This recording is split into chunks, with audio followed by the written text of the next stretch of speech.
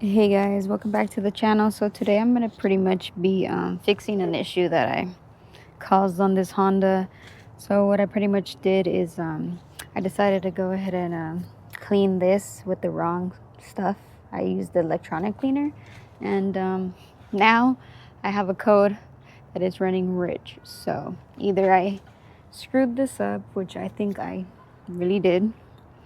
I want to say that I got too close to it and I was adding a bunch of pressure with that electronic cleaner. But apparently, you're not supposed to get too close to them and shoot them with the cleaner. But I think what I'm going to do is, gosh, this sucks. But I'm going to go ahead and try to clean it with the right stuff. I'm going to go ahead and use some of this because I'm going to go the cheapest route first. See if this actually fits here. Oh, yeah. I think we'll be good. Oh, you know what? Let me disconnect the battery first.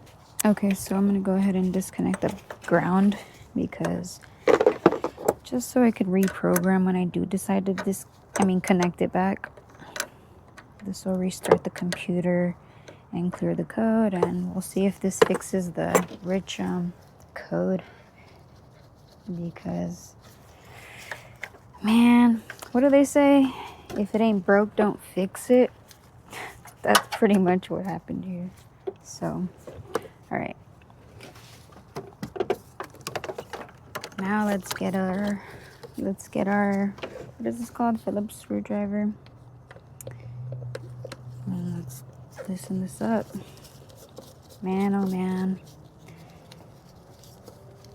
I was trying to do like a preventative maintenance because this car's almost at 200K, but sometimes things are best left untouched. And this is kind of the example of that. Okay. Well, let's hope that I don't have to replace this sensor. Okay, so I'm not sure how well you guys could see. I'm trying to get the best POV here, but I'm gonna go ahead and get this set up. Let's use this little adapter. Man, I'm so upset because I hate that I did that. I wish I would have just left it alone because it was fine and I wanted to do a smog, and honestly now I have to wait for this code to clear up because it's not going to pass with the check engine light on, especially it being a rich code. That's not good at all, even for the catalytic converter. Okay, so I'm going to go ahead and shoot some of this in here. I don't know if that's too close, but you know what? This one is not as powerful as the freaking electronic cleaner. That thing shot out so crazy. So hopefully it didn't damage it. We're going to get this inside also. Okay, so I cleaned it up as best as I could. This one doesn't leave residue like the electronic cleaner, which is kind of good. I really hope that maybe that was the issue that it had. Maybe it had a coating on it and it made the computer run those injectors a little extra. But I really hope I didn't mess the sensor up because it's expensive. And I don't want to buy a cheap one. So I'm going to go ahead and let this completely dry. Probably wait about like 20-30 minutes and then I'll go ahead and install it.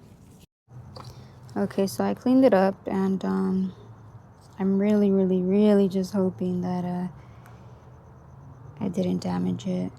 Hopefully it just had like residue from that other stuff, and this time it'll clear up that code. But these are super sensitive, so you know, don't learn from me. Don't learn at all from me. Just like and subscribe for entertainment purposes. But I'm gonna go ahead and install this right now. It's been sitting for about like 20 minutes, so I think that's enough time, and then I will keep you guys updated on if that code cleared up. I'm gonna give it a week or so just to see if that makes any improvements. So pretty much don't forget to connect your little connector, and then be careful with these screws. They tend to strip out very easily, so just go ahead and snug them on both ends. All right, that feels good. And then let's do this side. Add pressure, because if you don't add pressure, it tends to strip them a little. There we go. And let's not forget the battery.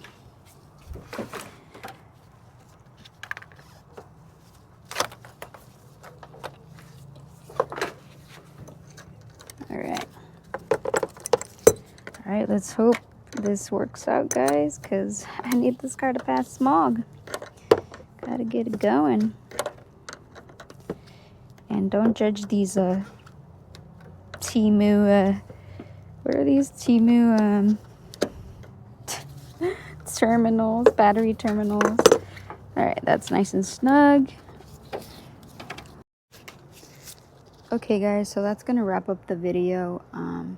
I am gonna go ahead and idle the car for like 15 to 20 minutes just so it could you know, start programming to the computer.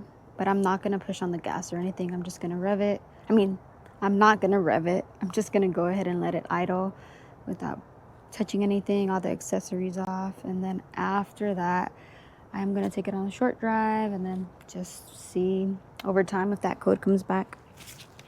But before we close out this video, I just want to ask if you guys can go ahead and like and subscribe to the channel if you guys want to see more content. I have a few other vehicles on the channel if you guys want to go ahead and check that out.